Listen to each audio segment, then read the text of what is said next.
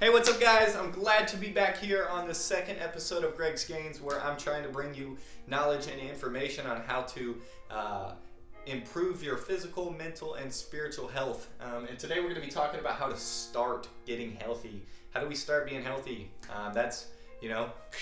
Houston, we have a problem. If people don't know where to start to be healthy, we want to make sure that we're relaying as much information as we can to help those other people, get on the right track and start making little baby steps towards healthier life choices.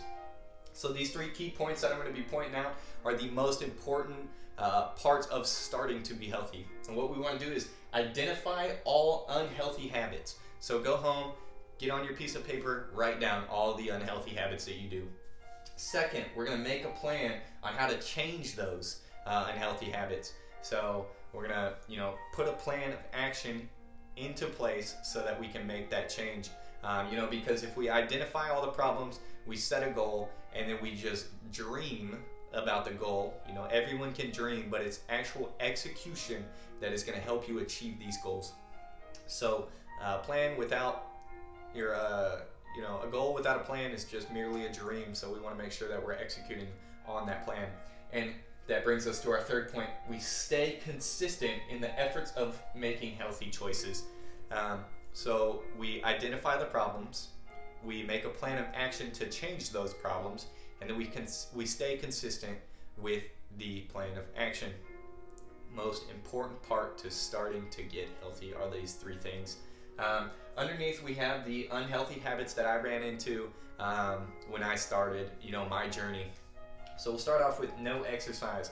And on these, I'm going to list a whole bunch of health risks that are included with not doing these types of activities. So if we don't exercise, we're going to run into, and we're going to have little energy, we're going to have stiff joints, osteoporosis, we're going to have heart diseases, and then intestinal health.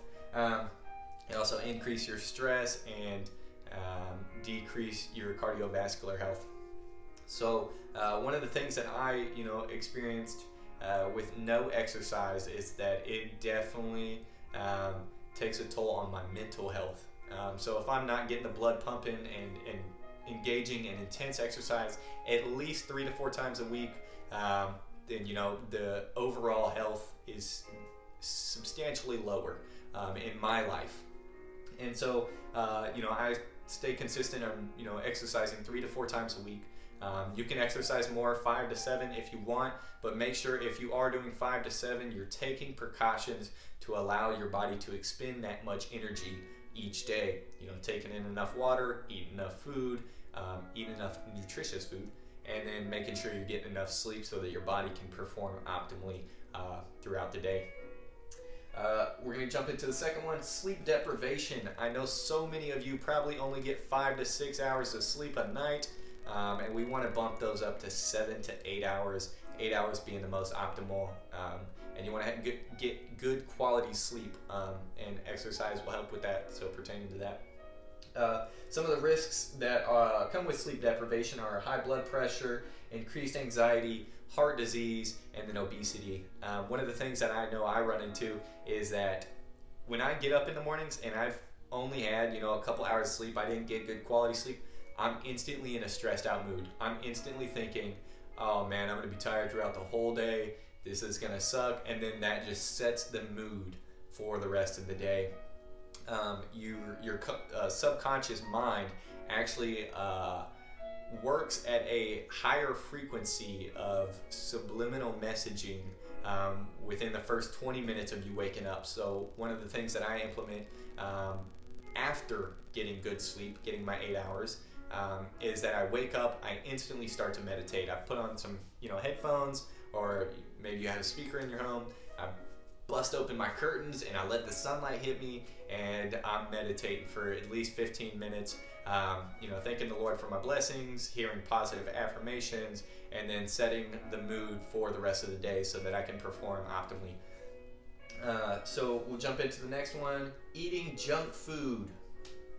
Wow, that is one of the worst unhealthy habits that I think America is dealing with. Is the biggest killer of the world is obesity, and that's from eating junk food on a daily basis.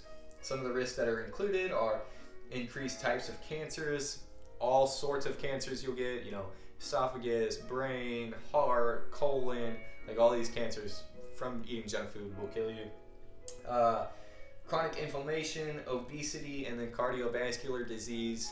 I know that one of the things that I run into when I'm eating junk food is that my injuries flare up a little bit more. I have a couple injuries that I have to deal with that take me eating better to make sure that it doesn't flame up and get inflamed. And so by decreasing inflammation with fruits and veggies and stuff, it'll take away, eating junk food. My brother, super duper culprit of smashing whole bags of Doritos and bowls of cereal late at night. He knows it. He's talked to me about it, and I'm pretty sure he's making an effort to, make healthier choices, and I congratulate him for that. He's going through a little bit of a rough patch, so say a prayer for him if you're a Christian or if you want to. So the next one is going to be smoking. Smoking tobacco will kill you. Let me just rewind. Smoking tobacco will kill you. So we want to make sure that we're not doing that, and we understand that it's not healthy and has no health benefits from it, and it only declines your health. Some of the risks that are included: causes tons of cancers, absolutely everywhere: liver, kidney, lung, brain, throat, mouth, it literally will kill you. Damages blood vessels, the high risk of stroke, and then my favorite is it makes you smell like ass. If you smoke cigarettes and you're immune to the smell of cigarettes, they smell like ass. So now you're aware. We'll move into the next one. Staying stressed. That's a huge thing nowadays. I run into it all the time. I'm stressed a lot, during work or with relationships or, with me making healthier choices. I'm not being so consistent, so I start stressing out. And so some of the health factors that come into risk are, increased depression and insomnia. So if you guys are super stressed out, that will start leading to other problems, such as depression, anxiety, and insomnia. It elevates cortisol, which is a stress hormone, which can take a toll on your organs from producing that so often. So we want to keep that cortisol level controlled. And then also it can lead to headaches and irritability. I know that I sometimes am stressed out and take my stress out on other people or other, things, or I indulge myself in I get drunk because I'm stressed out or something. And so we want to make sure that we aren't, making unhealthy choices because we are stressed, and that we're consciously aware that stress is an unhealthy habit. Some people live in stress and it shows, so we want to make sure that we're taking correct measures to be able to reduce our stress in our lives by making healthier choices. A lot of these unhealthy habits actually lead to the increase of stress, so we want to make sure that we're making healthier choices to decrease stress. The one way I do it most commonly is that I meditate. I love meditation. Helps me clear my mind of thoughts, and it helps me, relax and be thankful for what I do have surrounding me, and just puts me in the present moment to, be grateful for grace. So we'll get into the last point, which is I think is an evolving issue that people aren't super aware of, is staying plugged into technology.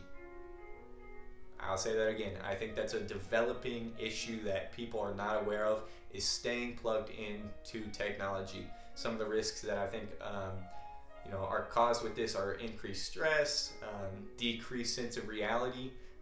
That's a huge one. I think is going to be a problem, with virtual reality and AI coming into play. I think people are going to, plug into headphones and cams and be in a virtual internet reality because they don't like their real reality.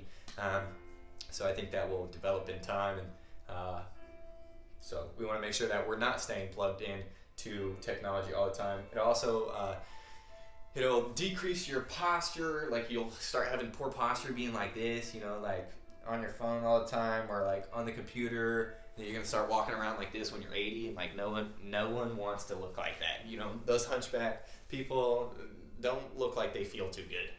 So we want to make sure that we're not, you know, like this all the time. And then the last one is sleep problems. I know that the union or the Department of Health actually recommends that you, before you go to sleep, 30 minutes before, you turn off all technology, stop looking at your phone, and then you partake in a different activity that allows your brain activity to go down. So that when you go to sleep, it's not another 30 minutes to an hour before you fall asleep, and then you also get quality sleep when you do go to sleep. So these are some of the unhealthy habits that I've ran into in my fitness and health journey. And so if I can, you know, make these habits that you might not be aware of that are unhealthy, and that can lead to a decline in your physical, mental, and spiritual health, I'm hoping that I can bring that to light. Remember that we want to stick to these 3 key points and whatever it may be. And then we just want to start. If you don't know where to start or you're having trouble starting, shoot me a message and I'd be glad to help you. That's what I'm doing here, is just try and help people become, you know, more aware of the choices to, you know, be healthier. Because I had a lot of struggling of what I was supposed to do to be healthy. And after, you know, couples of years of studying and researching and reading and trial and error, I've come to the conclusion that it's an overall practice of identifying problems, making a plan to change those problems, and then staying consistent with that change. Helps in every single problem you can ever have. You have relationship problems, identify the problem, make a plan to change the problem, and stay consistent with that change. If you have, you know, eating problems, identify the problem, blah, blah, blah, you know, and so on. It goes with everything. It's almost a universal thing. So I think those are the 3 key points that you should walk away with today. I hope you enjoyed this video. I'm not super good at it yet. I want to be better and be more fluent and effective with the things that I do teach you, so that you can be more consciously aware of the knowledge and information on being generally healthy. I hope you guys enjoyed this video. If you did, shoot me some feedback on the comments below, whether you liked it, you disliked it, how I can improve, what you guys want to hear more of, things I can touch on more in depth. And if you do like it, go ahead and shoot a click on that subscribe button and share it with your friends, family, and even your dog. Maybe your dog needs to go on a diet. He's had too many table scraps. Anyways, peace, love, and positivity to all of you, and I hope you're having a great day.